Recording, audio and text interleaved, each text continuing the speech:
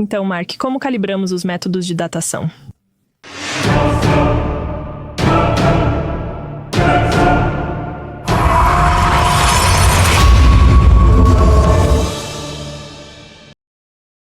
Bem, a única maneira de realmente calibrar um método de datação é ter um objeto com uma idade conhecida.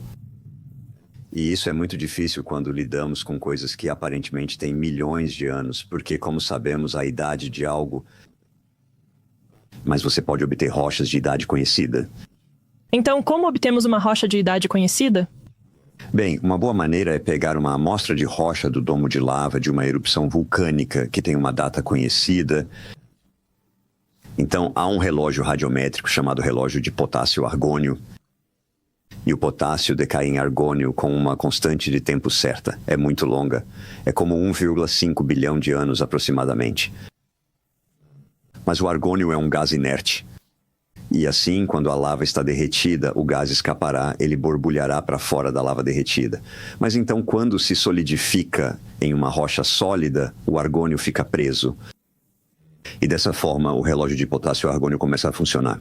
Então, você não está medindo a idade da lava em si, você está medindo a data em que ela se solidificou e se tornou uma rocha. E essa data podemos observar porque sabemos a data em que a erupção ocorreu. Algum historiador, uma testemunha ocular, viu e anotou a data. Então, uma testemunha ocular é sempre crucial ao calibrar. Com certeza. E acho que tudo se resume a isso. O registro histórico da testemunha ocular, que tem que ser a autoridade em todas as questões de história. Então, vamos pegar alguns exemplos. O Monte St. Helens entrou em erupção em 1980 no estado de Washington, nos Estados Unidos. Algumas rochas do domo de lava foram amostradas em vários lugares e de diferentes maneiras. E essas amostras foram enviadas para diferentes laboratórios de datação e foram datadas por potássio-argônio. Agora, o laboratório não sabia de onde elas vinham, mas sabiam que os cientistas esperavam que houvesse muito pouco argônio presente nas amostras, o que é uma espécie de dica que diz, sabe, seja muito cuidadoso ao tentar detectar a quantidade de argônio. E voltaram com uma gama de datas que variavam de 350 mil anos a 2.800.000 anos. E ainda assim, essas rochas tinham, na época, cerca de 10 anos. Uau!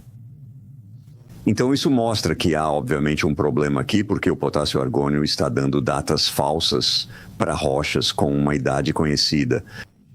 Então, como podemos confiar nesses métodos de datação se, quando testados com rochas de idade conhecida, eles retornam imprecisos?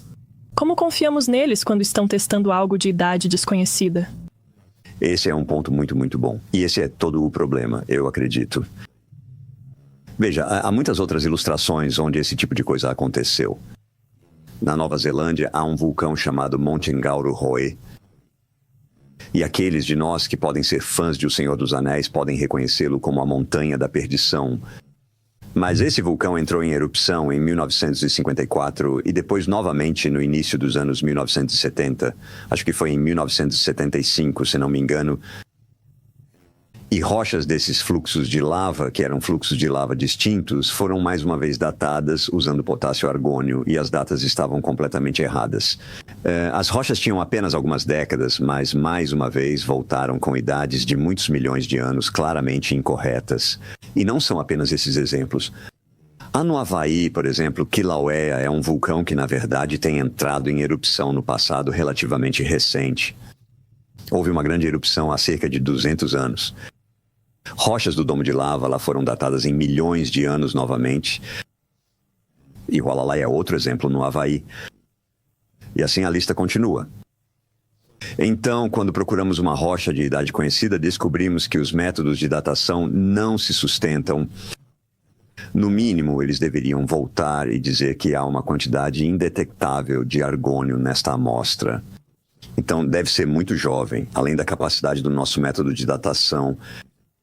Mas não é isso que volta. O que volta é uma data clara com barras de erro, sugerindo que eles detectaram argônio, mediram a proporção de potássio para argônio. E então, por que não deveria ser uma data legítima? E ainda assim, sabe-se que está errado. Então, esses métodos de datação estão repletos de dificuldades. Você sabe, essas constantes de tempo longas, precisamos pensar um pouco sobre elas. 1 bilhão e 400 milhões de anos para potássio e argônio. É um pouco como tentar medir uma corrida de 100 metros usando um calendário. Se minha analogia faz algum sentido, o que você precisa é de um cronômetro que possa medir frações de segundo, não é? Mas um calendário é um dispositivo de medição muito grosseiro, né? Tá tudo bem se você quiser medir algo que aconteceu há centenas de anos, você pode usar um calendário, é uma ótima ideia. Como outro exemplo, quanto tempo a rainha Elizabeth II reinou? 70 ou mais anos. Como sabemos, usamos um calendário. Mas se você está tentando medir uma corrida de 100 metros, então o calendário é um dispositivo inútil. Então, um esquema de medição radiométrica que tem uma constante de tempo medida em bilhões de anos é incapaz de medir coisas que têm apenas milhares. Mas aqui está o problema. A Bíblia diz que a Terra tem, na verdade, apenas milhares de anos. Então, há uma incompatibilidade fundamental, eu acredito, entre esses métodos de datação de longa idade e a idade real da Terra.